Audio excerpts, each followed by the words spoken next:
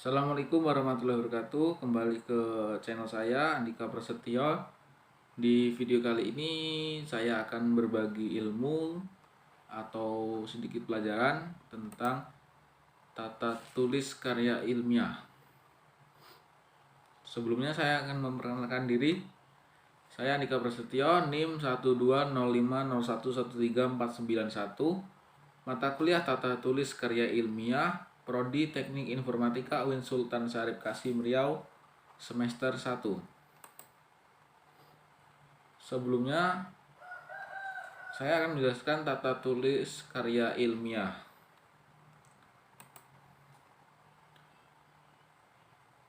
Tata tulis karya ilmiah, media berkomunikasi tertulis, karangan atau berbentuk tulisan, maka dinamakan karya tulis.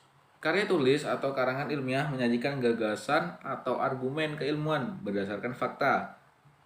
Dapat dinyatakan bahwa KTI itu adalah karangan yang berisi gagasan ilmiah yang disajikan secara ilmiah serta menggunakan bentuk dan bahasa ilmiah.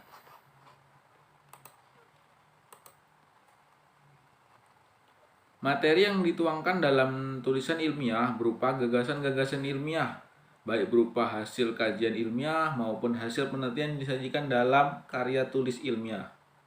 Ilmiah dapat dikaji oleh filsafat ilmiah, sedangkan pengetahuan secara umum dikaji berdasarkan epistemologi.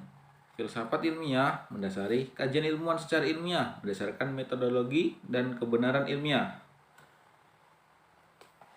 Epistemologi atau dari bahasa Yunani episteme atau pengetahuan dan logos kata pembicara yaitu ilmu adalah cabang filsafat yang berkaitan dengan asal, sifat, dan jenis pengetahuan. Epistemologi atau teori pengetahuan berhubungan dengan hakikat dari ilmu pengetahuan, pengandaian dasar-dasarnya serta pertanggungjawaban atas pertanyaan mengenai pengetahuan yang dimiliki oleh setiap manusia. Diagram siklus lahirnya karya tulis ilmiah. Proses penggunaan perkembangan ilmu pengetahuan itu terjadi seiring dengan perkembangan paradigma baru.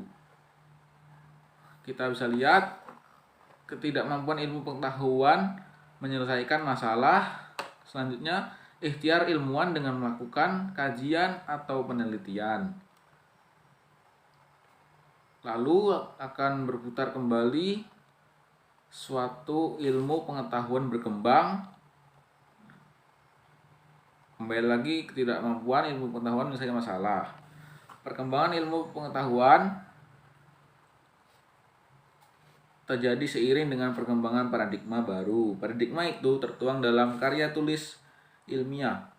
Paradigma baru yang berkembang sebagai suatu ikhtiar atas sebuah krisis karena terdapat anomali dari suatu teori atau terdapat ketidakselesaian dengan MPT.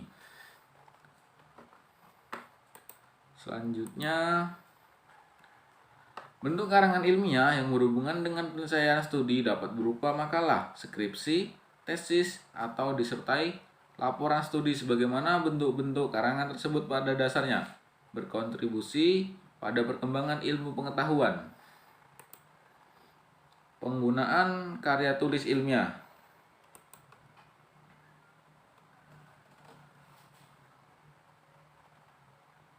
Karya tulis ilmiah merupakan karya manusia yang dituangkan secara tertulis dalam mengusung suatu perkembangan ilmu karya tulis. Karya tulis ini menandai keberagaman pemikiran manusia dan perkembangan ilmu pengetahuan. Oleh karena itu, kemampuan menyusun karya tulis ilmiah harus dimiliki dan dikuasai oleh para pengguna, diantaranya ilmuwan, praktisi, profesional, dan serta pelajar dan mahasiswa. Proses karya tulis ilmiah. Proses penggunaan karya tulis ilmiah tersebut memberikan kemungkinan para pengguna itu dapat mengkomunikasikan gagasan keilmuannya. Kemampuan menyusun karya tulis ilmiah bisa dikaji oleh para ilmuwan dan peneliti, praktisi dan profesional atau pendidik, dan para pelajar dan mahasiswa seperti kita. Karya tulis ilmiah populer.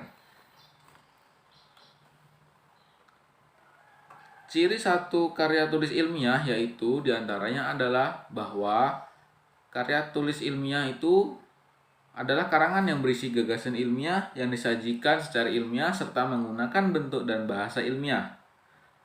Karangan ilmu pengetahuan populer itu ialah tentang ilmu yang dikenal orang banyak dan ditulis secara ilmiah sedemikian sehingga mudah dipahami oleh rata-rata pembacanya. Cara mempopulerkan ilmu pengetahuan dalam karya tulis ilmiah bisa dengan cara menyatakan hasilnya penemuan ilmiah terbesar itu berupa pernyataan-pernyataan didasarkan pada hasil observasi atau percobaan-percobaan atau hasil penalaran matematis yang mendasar. Sejarah kerja bisa menerangkan sejarah kerja ilmuwan penemunya, deskripsi jalannya percobaan atau pengamatan.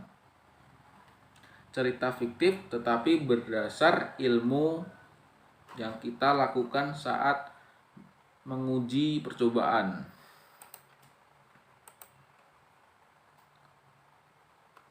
Karya tulis penelitian.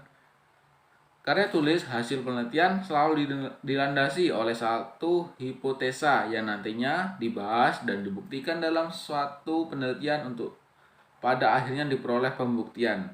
Hasil pembuktian yang ternyata benar merupakan kesimpulan yang disebut tesa. Tesis biasanya terdiri dari beberapa bab, yaitu pendahuluan yang berisi latar belakang studi, bab tinjauan literatur, metodologi, temuan dan pembahasan, dan kesimpulan rekomendasi.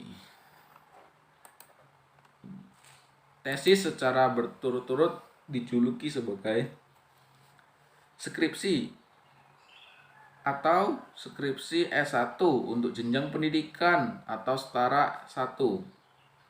Skripsi S2 atau skripsi magister untuk jenjang pendidikan atau setara 2. Disertai atau doktoral untuk jenjang pendidikan setara 3. Elemen-elemen kelima komponen itu adalah halaman depan. Bagian judul proposal mencakup antara lain judul tesis atau studi, nama jurusan dan fakultas, nama dan nomor mahasiswa, bulan dan tahun. Bagian ringkasan proposal memuat abstrak ringkas tentang proposal. 5 komponen proposal penelitian adalah pendahuluan, studi yang diusulkan, pertanyaan penelitian, tinjauan literatur, kerangka teoretikal, dan prosedur penelitian dan referensi. Kita masuk ke pendahuluan, pengantar dan latar belakang atau masalah studi, pertanyaan penelitian kunci, tujuan penelitian, delimitasi studi, misalnya apa usul Anda agar keterbatasan studi dapat ditata. Signifikansi penelitian.